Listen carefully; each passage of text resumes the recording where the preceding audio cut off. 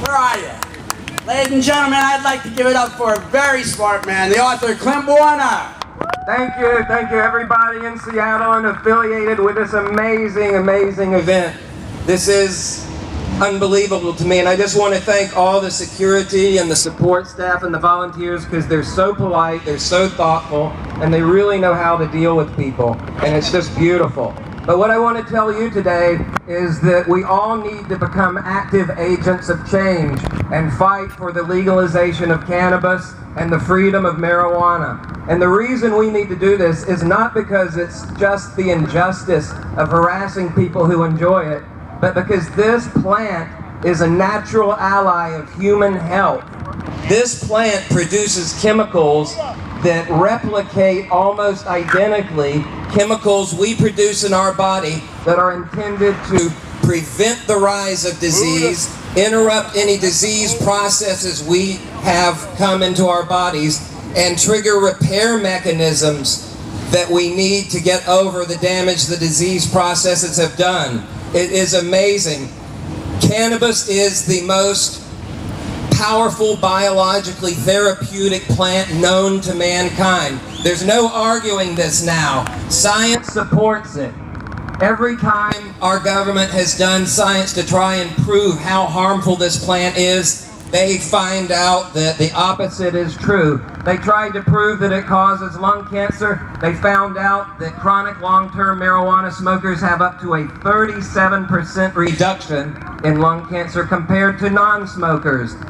Chronic long-term marijuana smokers have up to a 67% reduction in the incidence of head and neck cancer compared to non-smokers.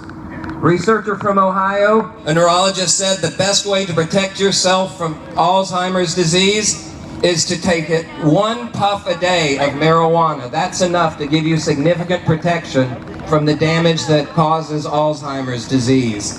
When we get out there and we reach out to the people who do not know this and who are not interested in cannabis or marijuana, we're going to make a big change, and we're going to win, because there's no one out there who's more afraid of cannabis than they are Alzheimer's disease, unless they're already having severe mental problems.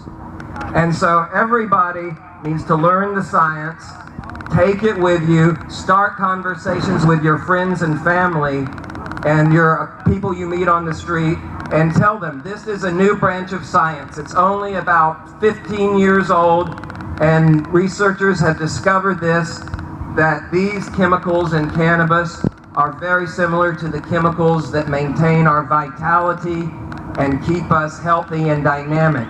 And I want to tell you one other thing. If you'll do this, if you'll be a part of this, winning this movement, when you come to the end of your life and you're lying there and you're dying, you'll be able to smile the same stony smiles you've been smiling this weekend, because you will know that you were a part of something that really mattered.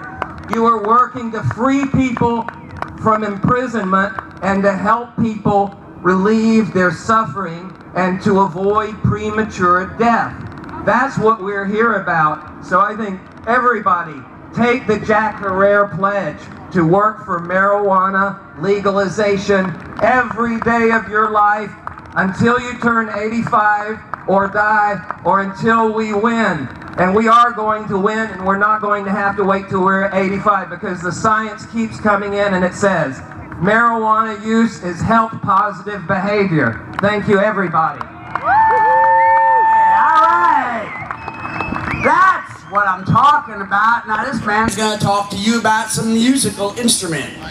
Thank you, Rick. How are you doing today? Yeah. I gotta tell you folks, yesterday we gave away one of the most beautiful guitars